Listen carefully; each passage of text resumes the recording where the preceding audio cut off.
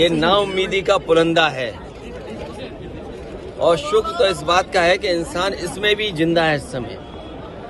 अशोक भाई को पकड़ना भाई। जो सवाल पहले थे, महंगाई, बेरोजगारी और जो सपने दिखाए गए थे बड़े बड़े, अगर हम यूपी का ही देख लें तो निवेश की हालत क्या रही होगी। और जो बातें आंकड़ों के हिसाब से बड़ी बड़ी कही जाती हैं, जो इनके प्रोजेक्ट चल रहे होंगे, वो प्रोजेक्ट कोई समय पर पूरा नहीं हुआ है इनका। अब मान लीजिए सरकार बचानी है तो अच्छी बात है कि बिहार को, आंध्र प्रदेश को कुछ विशेष पैकेज या विशेष योजनाओं से जोड़ा गया है, लेकिन उत्तर प्रदेश जैसा प्रदेश जो प्रधानमंत्री देता है, क्या वहाँ के किसान के लिए कुछ बड़े फैसले हैं? किसान की फसल की पैदावार, उसकी कीमत के लिए क्या कोई इंतजाम है? कहने को तो याद होगा आप सबको कि पिछली बार कहा था कि मंडी और एग्रीकल्चर इंफ्रास्ट्रक्चर के लिए स्ट्रेंथन करने के लिए लाखों करोड़ रुपए हैं। अगर वो इंफ्रास्ट्रक्चर स्ट्रेंथन हुआ था तो इसका मतलब किसान की आय दोगुनी होनी चाहिए या किसान की आय बढ़नी चाहिए थी, वो तो नहीं बढ़ी। तो किसान के साथ संकट पैदा किया इन्होंने। बेरोजगारी इन्होंने बढ़ाई है। 10 साल में जो इतनी बेरोजगारी बढ़ गई, उसको कैसे कम करें, और वो भी आधी अधूरी नौकरी से। आप 2 साल की, 1 साल की या कुछ ट्रेनिंग करा करके नौकरी या रोजगार का सपना दिखा रहे हैं। देश का नौजवान अपना भविष्य बनाने के लिए पक्की नौकरी चाहता है, और फिर जो आधी अधूरी नौकरी है, क्या उसमें आरक्षण होगा? क्योंकि सरकार तो पीठ थपथपा रही है कि 10 लाख से 20 लाख मुद्रा लोन कर दिया और युवाओं के लिए इंटर्नशिप। मैं आपसे कह रहा हूं कि इंटर्नशिप परमानेंट नौकरी नहीं है। आदरणीय प्रधानमंत्री श्री नरेंद्र मोदी जी के मार्गदर्शन में देश की नई संसद में माननीय वित्त मंत्री जी ने देश का आम बजट प्रस्तुत किया है। यह बजट सर्वस्पर्शी, सर्वसमावेशी,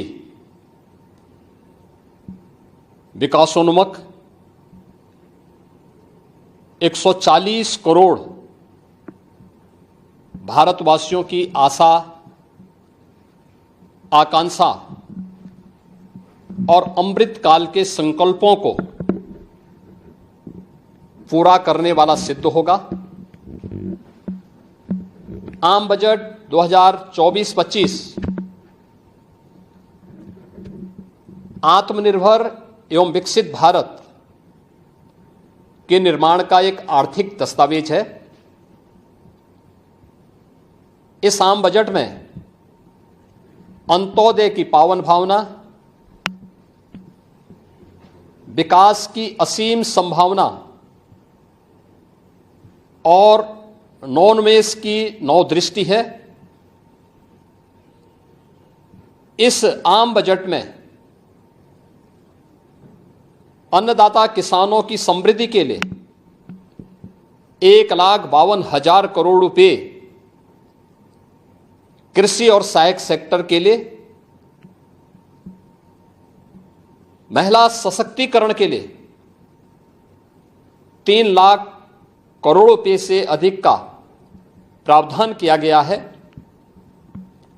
स्वाभाविक रूप से आधी आबादी, देश के सबसे बड़े राज्य उत्तर प्रदेश की आधी आबादी इससे सर्वाधिक लाभान्वित होने वाली है, और खासतौर पर तब जब उत्तर प्रदेश 2020 से ही मिशन शक्ति के कार्यक्रम को प्रभावी ढंग से यहां पर जमीनी धरातल पर उतार रहा है।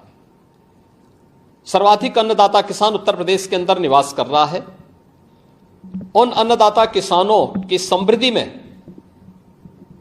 आज संसद में प्रस्तुत आम बजट बड़ी भूमिका का निर्वहन करने वाला है। युवाओं के लिए लाखों नौकरियों के साथ साथ मध्यम वर्गीय परिवार के लिए प्रत्यक्ष कर यानी इनकम टैक्स में जो नए टैक्स स्लैब की घोषणा हुई है, ये सभी अभिनंदनीय है, स्वागत योग्य है। इस पूरे बजट को अगर मैं कह सकता हूं कि यह बजट भारत को $5 ट्रिलियन की इकोनॉमी में बदलने के संकल्प के साथ ही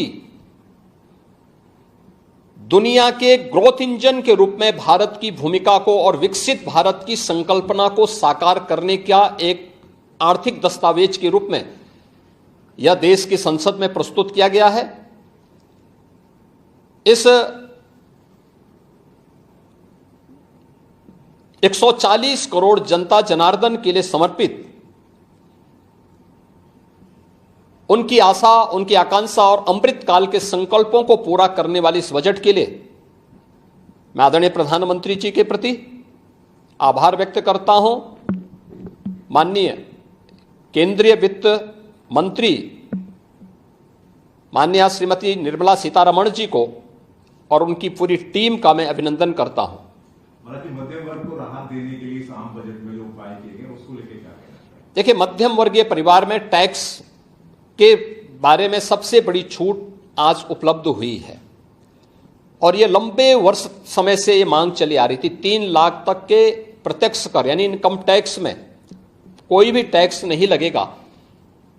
इसके साथ साथ अन्य जो स्लैब भी दिए गए हैं वे काफी राहत भरे हैं।